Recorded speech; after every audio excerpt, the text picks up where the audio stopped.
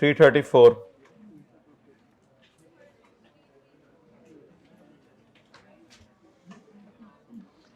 दो न्यूमेरिकल्स करने हैं आज IAS 37 के।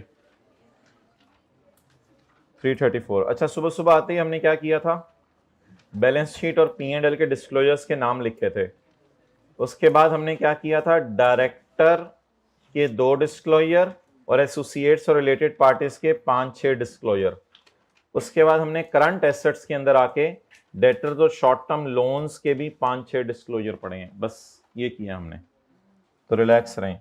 On January 15, we entered into a non-cancelable lease contract for 2 years. Annual rental payable in arrears are 100.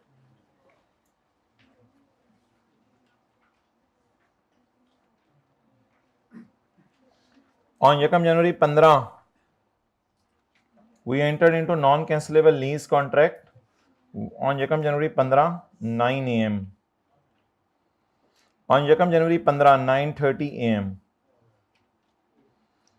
हमें पता चला कि लीज एसेट किसी इस्तेमाल का नहीं है, यानी कि जब अकाउंटेंट डील वगैरह फाइनल करके ले आया तो ओनर ने कहा यार ये काम तो हम नहीं करेंगे, ये एसेट हमने नहीं यूज करना, या कोई भी वजह बनी, मोहल्ले वालों ने एतराज कर दिया ये काम आप लोग इधर नहीं कर सकते। तो अब बताएं ये क्या बन गया है, ऑन रेस्ट कॉन्ट्रैक्ट।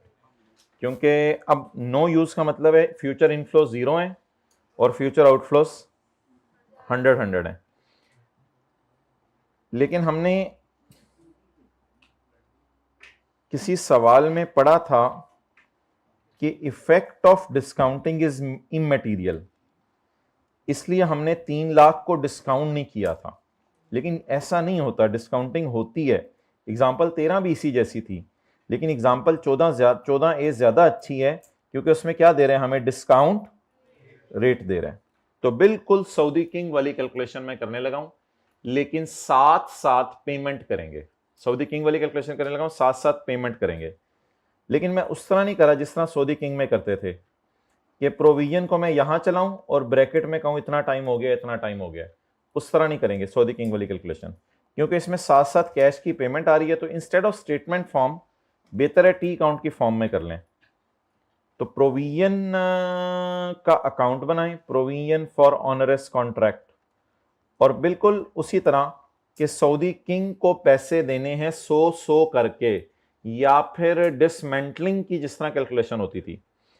तो 1 जनवरी 15 को हमारा रेंटल पे नहीं हुआ, तो पहली एंट्री मारें expense debit provision for onerous contract credit 100 into 1 minus 1.1 raised to power minus 2 divided by 0.1।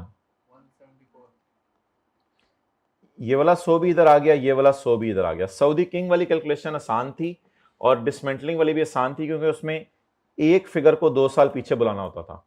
इसमें कितनी फिगर्स को 2 साल पीछे बुलाना पड़े, 2 फिगर्स को।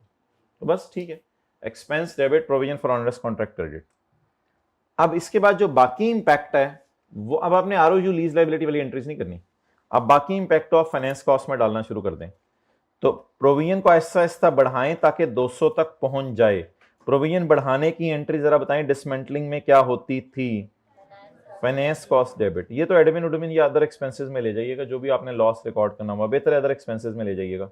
ये फाइनेंस कॉस्ट में जाएगा। Finance cost 31/12/15 174 ज़रब 10%। 17 पॉइंट्स में किया हुआ है हमने, नहीं किया हुआ पॉइंट्स में, जाने दें 17। अब कैरी डाउन मत निकालें प्रोविजन का, प्रोविजन बनाई थी उस प्रोविजन को यूज कर लें। आज मैंने पहली दफा ये लफ्ज बोला है, प्रोविजन को पे करने का मतलब होता है यूज कर लें। ये कोर्ट केस नहीं है, कोर्ट केस तो साथ साथ पे नहीं होता, आमतौर पे वो एंड पे होता है। ये जो भी सिनेरियो है बस साथ ही पेमेंट करा दें 31/12/15 को, लेकिन पहले इंटरेस्ट निकाल के रख लीजिएगा फिर पेमेंट कराइएगा।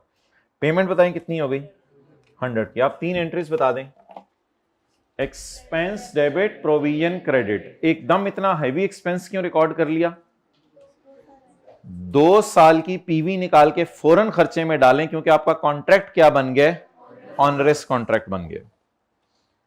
31/12/15 को कैरी डाउन निकाल लें 91 1 और अगला साल आप खुद ही पूरा करें।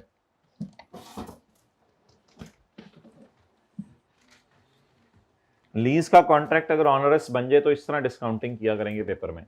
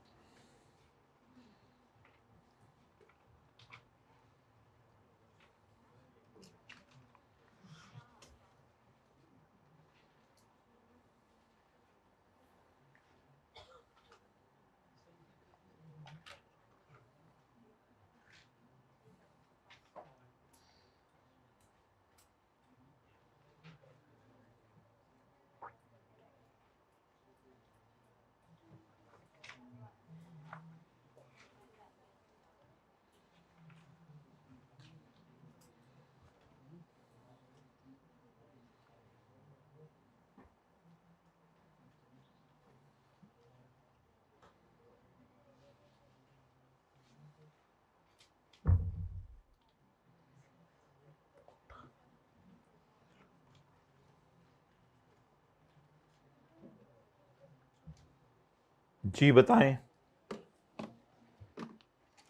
हो गया टैली अकाउंट? कैरी डाउन 0 करना है।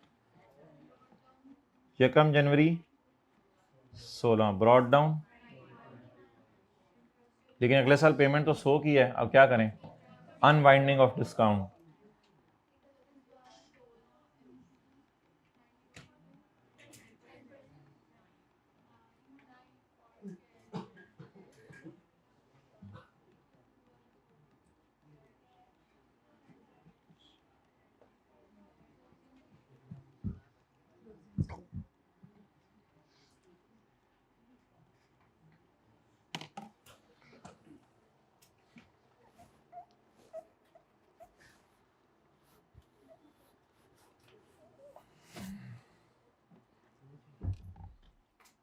ये जो एकदम अजीब किस्म के लॉसेस आ जाते हैं ना, इनको अदर एक्सपेंसेस में फेंक दिया करें, एडमिन सेलिंग में ना फेंका करें, या कॉस्ट ऑफ सेल में ना फेंका करें।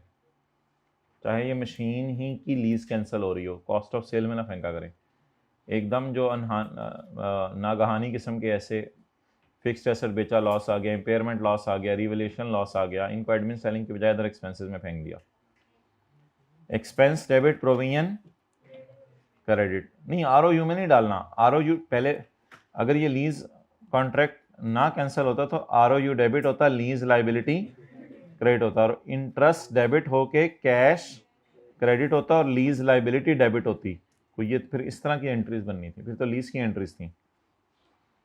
इंटरेस्ट डेबिट प्रोविजन क्रेडिट और प्रोविजन डेबिट कैश क्रेडिट।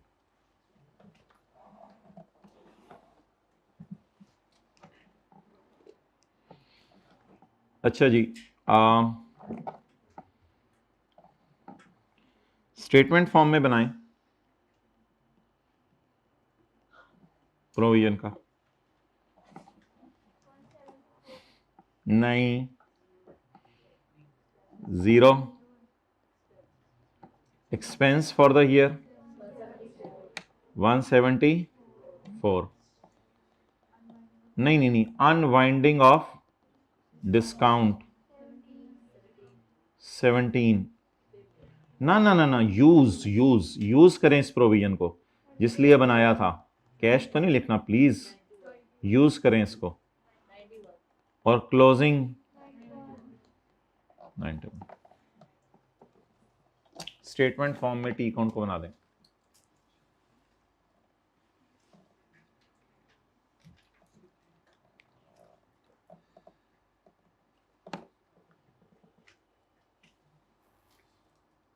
इससे यूजर्स को क्या पता चलेगा? इस साल ऑनरेस हो गया था कॉन्ट्रैक्ट, इतना इंटरेस्ट है, इतनी पेमेंट हो गई और इतना कैरी डाउन है। यूजर्स ਨੂੰ अपना नहीं पता ਹੁੰਦਾ। अच्छा जी, ये कौन सा साल हो गया? 2015। और 16 में क्या होगा? आप लोग उधर बना लीजिएगा, 16 जगह नहीं है तो। ओपनिंग 90,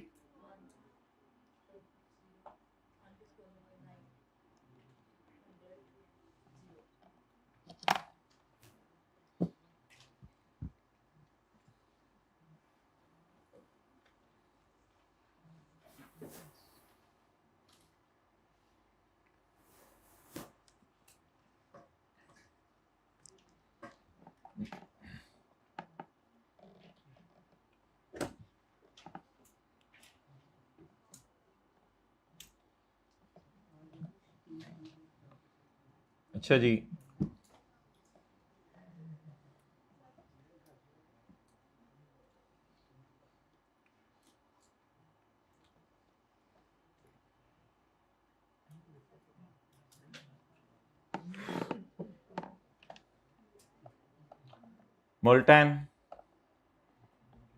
मुल्तान वाले मुस्कुराने लग जाएं, हम सवाल ढूंढ लें जरा उतनी देर।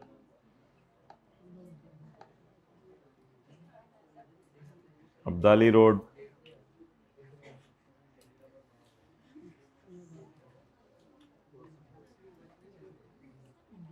कश्मीर वाले, बाग वाले,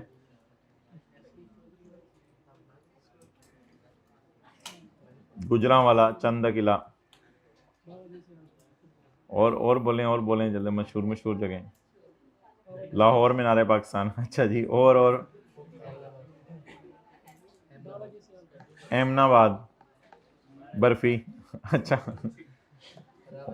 और रावली,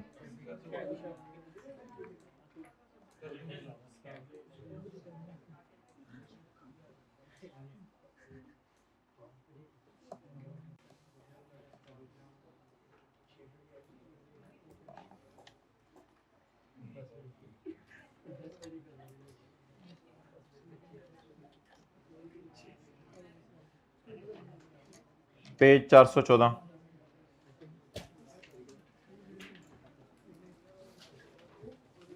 जी,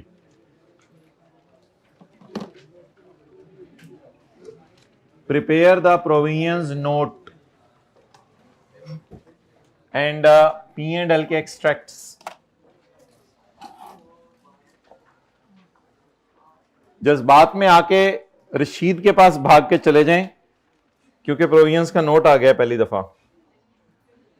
Multan petroleum operates in the oil extraction and refining business and it's preparing it's financial statements for the year and 31 दिसंबर 2016। ये तो बोंगी सी हमारी है, ड्राफ्ट फाइनेंशियल स्टेटमेंट बना रहा है, बना लो फाइनल वाली तुम। The following information has been collected for the provisions and contingencies. Okay, so PP की तरह नोट बनाएं इसका।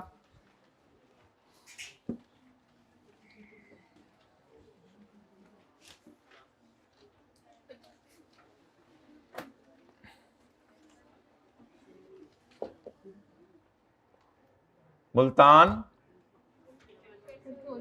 Petroleum limited note to the financial statements for year ended December 31, 2000।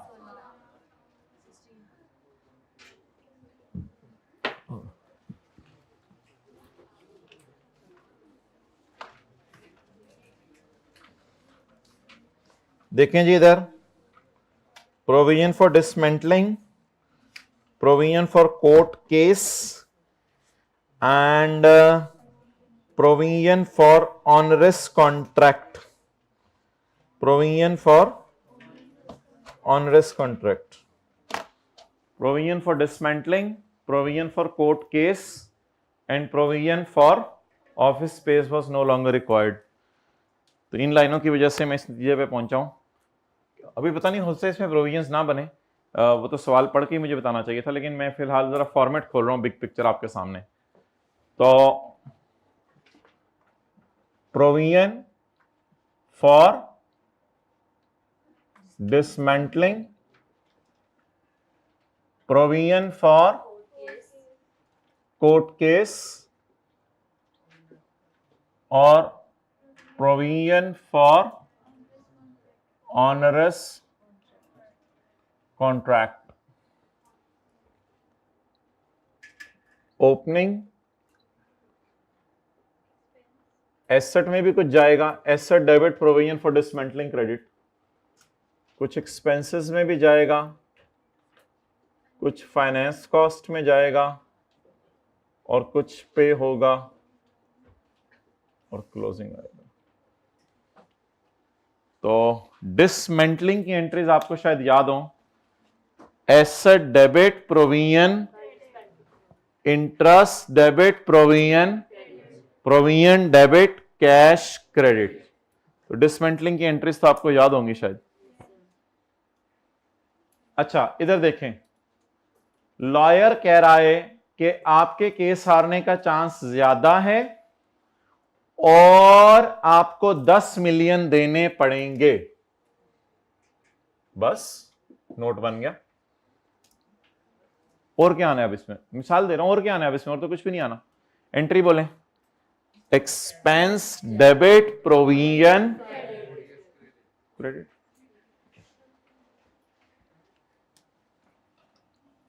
मजदूरों को 500 देना है, उसकी पीवी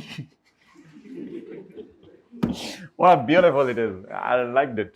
अच्छा, मजदूरों को 500 देना है, उसकी पहली एंट्री पीवी निकाल के एसेट डेबिट प्रोविजन क्रेडिट। मिसाल के तौर पे unwinding of discount, closing provision 300, Aahista Aahista इसको बढ़ा के 500 पर ले जाएं।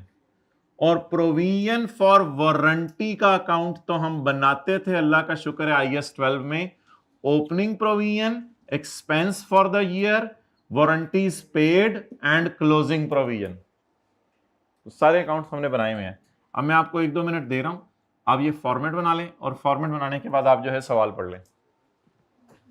पता नहीं कोई नई चीज ना आ जाए, क्लोजिंग के नीचे लाइन छोड़ दें। अब मेरा नहीं ख्याल कोई नई चीज है वैसे। हाँ नहीं जी कहते हैं। लेक्चर नंबर 100 के बाद तो बहुत ज्यादा होनी है अब लोगों की, 3-4 दिन रह गए हैं, उसके बाद आप सेफ गार्ड खुद पहन के आया करें। चलें जी, shield shield.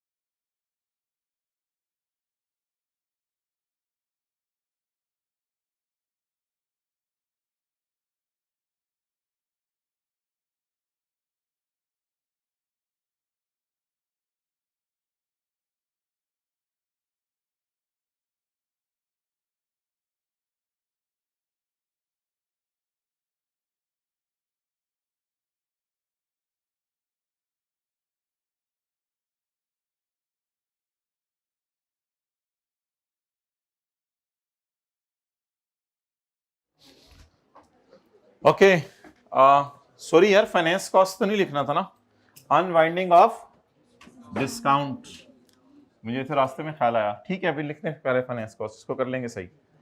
Okay, point number B पढ़ें जरा। An explosion at one of MPL's oil extraction plant on 1 July 2016, हमारे साल के मिड में, जिसमें नंबर ऑफ एम्प्लॉयज इंजर हो गए हैं, 8 claims have been made to date. MPL lawyer estimated it is high chance that claims will succeed and that the estimated average cost is rupees 1.5 lakh. बंदे कितने हैं? करें एंट्री, एक्सपेंस डेबिट 1.5 लाख फी बंदा,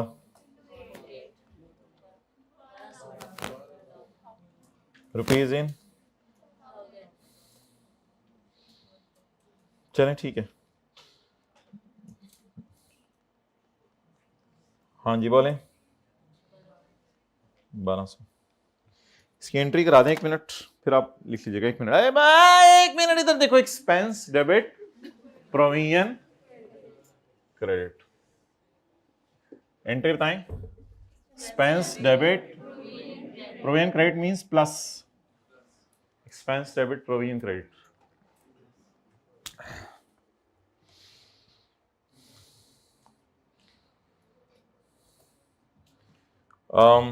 MPL made an insurance claim to try to recover personal injuries. Try to आगे चलना, फिर try to तो बड़े खतरनाक लफ्ज है। इंश्योरेंस कंपनी एग्रीड, शुक्र है, to settle the refund once the claims have been settled. Entry बोलें, रिसीवेबल डेबिट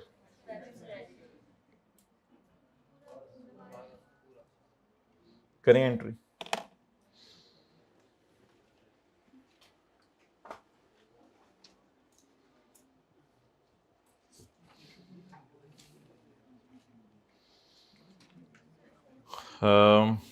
अच्छा माय डियर, इसमें ना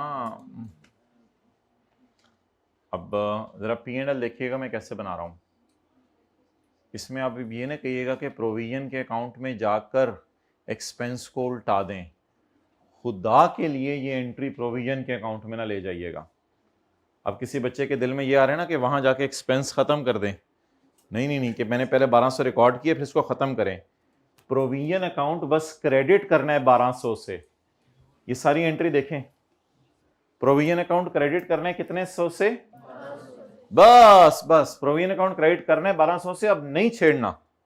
और अल्लाह का शुक्र है ये प्रोविजन मेरी किताबों में नजर आएगी, because I am liable, balance sheet में सेपरेट लायबिलिटी के तौर पे नजर आएगी।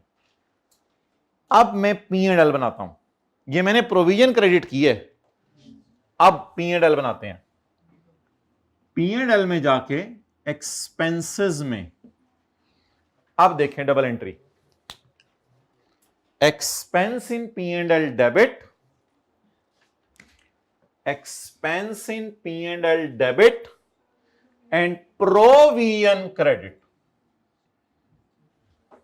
और अगली एंट्री बैलेंस शीट मांगी नहीं सवाल ने, receivable in balance sheet debit, expense इन, वो वाला जो 1200 है अब वो यहां लेके आए। अब आपको डबल एंट्री रिसीवेबल की बस नजर नहीं आ रही, expense debit provision credit, receivable balance sheet बना के अगर घर में receivable debit expense credit, expense for explosion. चलें जी, साथ साथ दोनों को चलाएं वरना फिर चीजें मिस हो जाएंगी। P&L को भी चलाएं और नोट को भी साथ साथ चलाएं। ये क्या चक्कर है, प्रोविजन अभी तक क्यों 1200 पे पड़ी हुई है? पे करना है उन लोगों को 1200, और बैलेंस शीट में अलग क्या पड़ा होगा, रिसीवेबल। जल्दी बताएं entry, expense debit provision plus receivable, balance sheet में डेबिट, रिसीवेबल्स यहां नहीं आने यार, वो नोट का नाम आप लोगों ने कहा था, प्रोविजंस एंड कॉन्टिजेंसीज भी लिख सकते हैं, वो फिर मैं बात करूंगा इस पे। अच्छा जी, चलें जी ओवर, अगली एडजस्टमेंट पढ़े।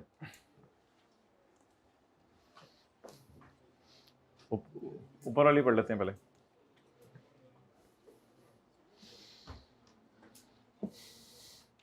A new site was acquired on यकम जनवरी 15। ओहो, 2 years back। अगर मैं साल के एंड पे खड़ा हूं, 2 years back एक नई साइट बनी थी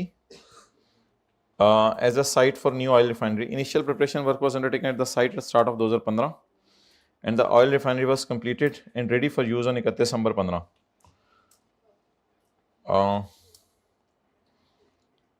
The new refinery was expected to have a useful life of 25 साल। MPL has a well publicized policy that it will reinstate any environmental damages। ठीक है, constructive obligation। The PV, ho, great। तूने PV दे दी। The PV of estimated cost of reinstating the environmental damages 1300 for damage cost during the initial preparation work. This amount is based on a discount rate of 18%, 8%। अच्छा, ये थोड़ा सा बता दें कि ये पीवी मैंने पिछले साल के एंड पे निकाली होगी या इस साल के शुरू में?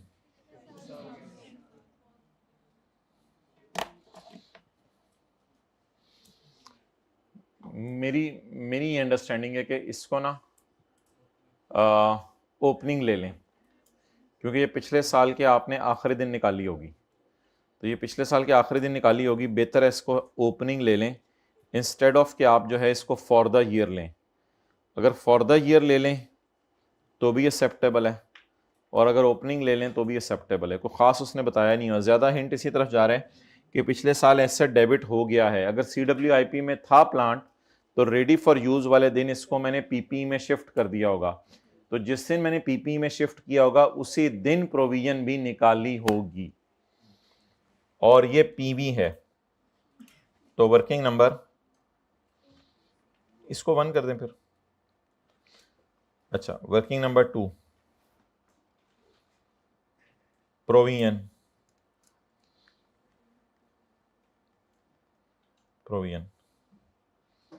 Date description asset provision 31 December 15। PV ही दी हुई है कितनी? यार इस पीवी से एफवी ना निकालें, क्योंकि सिर्फ एक साल का सवाल करना है, बहुत लंबा टाइम लग जाएगा। मैंने आपको क्वेश्चन बैंक के क्वेश्चन 2 में कहा था कि पीवी से एफवी निकाल लीजिएगा होमवर्क में, लेकिन इससे पीवी से एफवी निकालने की जरूरत नहीं है। एफवी निकालने का ये तरीका बताया था, रेज़ टू पावर 25, इसको 25 साल दोबारा आगे ले जाओ। तो मेरे ख्याल से ये पीवी ही है, तो एफवी निकाल के इसको डिस्काउंट ना करें।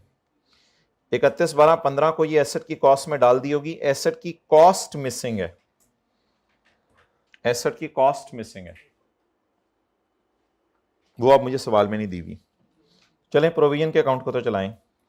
अच्छा, इसके बाद खड़े होके 31/12/16 पर कैलकुलेशन करें डेप्रीसिएशन की और फाइनेंस कॉस्ट की। अब एफवी तो अवेलेबल है नहीं कि मैं इधर से चलूं, तो जब एफवी अवेलेबल नहीं है तो मजबूरी में एक शॉर्टकट तरीका भी तो होता है ना, 1300 ज़रब 8%, 10 और कैरी डाउन 1404। इसी तरह कर लें ताकि टाइम सेव हो जाए। हाँ, अगर काफी सालों का सवाल होता तो बार बार करना होता, फिर मैं एफवी निकालना ज्यादा बेहतर समझता। तो ठीक है, इसको नोट कर लें। वैसे आई के अपने बोंगी मारी है, मेरे ख्याल से उसको करना नहीं चाहिए था। इधर देखें उसने क्या किया है, उसने इस 1300 को एसेट में भी डाला है, हालांकि एसेट की कॉस्ट मुझे नहीं अवेलेबल, और फिर उसकी डेप्रीसिएशन भी P&L में शो की है। हालांकि 1300 नहीं डेप्रिशिएट होना, 1300 के साथ एसेट की कॉस्ट भी डेप्रिशिएट होनी है। एसेट की कॉस्ट मिसिंग है आज के सवाल में। चलें डाल दें फिर डेप्रिसिएशन बताएं। एसेट की कॉस्ट 0 एज्यूम कर लें। अब क्या बोंगी सी एडजस्टमेंट? हाँ 52 1248। एंट्रीज बता दें, मैं इसको पोस्ट कर लेता हूं। ना एसेट डेबिट क्या क्यों कर रहे हैं, वो तो पिछले साल हुआ है ना, मैं हमारे साल की एंट्रीज पूछ रहा हूँ। वो तो पिछले साल, जब ये मैंने एज्यूम कर लीजिएगा कि डिसमेंटलिंग इसने पिछले साल ही कैपिटलाइज कर दी थी। बोलें depreciation debit, finance cost debit, बस ये 2 एंट्रीज कर लें।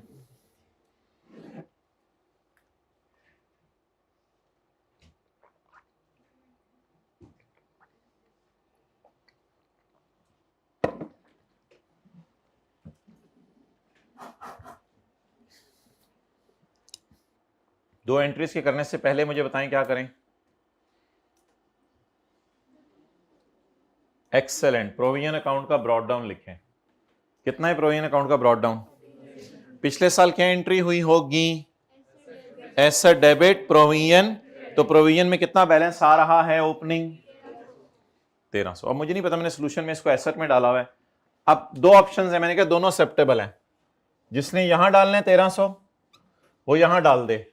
एंट्री बताए एसेट डेबिट प्रोविजन। लेकिन बेहतर है कि पिछले साल जब एसेट मुकम्मल हो गया तो पिछले साल ही प्रोविजन कैपिटलाइज हो गई है। एसेट में कब गई? पिछले साल। अभी एसेट में ना डालें। Unwinding of discount. सबर सबर सबर। ये ओपनिंग लिख लिया। अब दो जनरल एंट्रीज करें। ये 1300 ओपनिंग। एसेट को ओपनिंग मैंने क्या करना है? मैं कौन सा पीपी का नोट बना रहा हूं। अब ये वाली जनरल एंट्री, ये वाली डेप्रिसिएशन डेबिट पीपी क्रेडिट। यार ये पीपी नहीं है, ये प्रोविजन है। तो बट डेप्रिसिएशन डेबिट 52। और दूसरी entry finance cost debit provision credit. बोले 104। इसको मैं थोड़ा सा अंदर लिख रहा हूं क्योंकि एक और फाइनेंस कॉस्ट भी आनी है। वो आखिरी एडजस्टमेंट में आपको नमाज के बाद बताऊंगा। फिर अब हम ब्रेक ले रहे हैं। तो finance cost debit and provision credit. कोई नहीं, जो बाहर लिख लेगा वो बाद में दोबारा आने पे लिख ले, कोई मसला नहीं। अच्छा, 25 साल बाद क्या एंट्री होगी? जो फ्यूचर वैल्यू निकलेगी वो पे हो जाएगी मजदूरों को। ये तो 25 साल बाद होगा ना, ये तो 25 साल बाद डिसमेंटलिंग होनी है इससे। अच्छा, 1200 में से कितने लोग पैसे लेने आ गए हैं? ओहो, खुदा का खौफ करें, पैसे लेने आ गए हैं तो फिर उनको पे कर दें। कोई भी नहीं पैसे लेने आया, अभी तो 8 ने मांगे हैं। अच्छा, इसमें से कितनी डिसमेंटलिंग कर दी है प्लांट की? वो तो 25 साल बाद करेंगे। 2035 कहां से आ गया? 2050 शायद, जो भी है चलें। अच्छा, फिलहाल कितनी पेमेंट हुई है? 14। तो बस एंट्रीज मजबूत होनी चाहिए, एंट्रीज पोस्ट होती रहे साथ साथ। जाएं, ये लिखा रहने दीजिएगा। अच्छा भाई, आज अंग्रेजियां भी लिखनी है। आज ये नहीं लिखना giving brief nature and estimate of financial effect. आज नेचर इंग्लिश में बता के आनी है। नोट 7.1 7.2 वो तो अलग बहस है अंग्रेजी वाली, वो तो कॉपी पेस्ट ही करना होगा ना। लेकिन आज इस तरह नहीं काम चलेगा, आज नेचरें लिख के आनी पड़ेंगी। जाएं जाएं जाएं जाएं, 2 बजे आ जाइएगा इंशाल्लाह।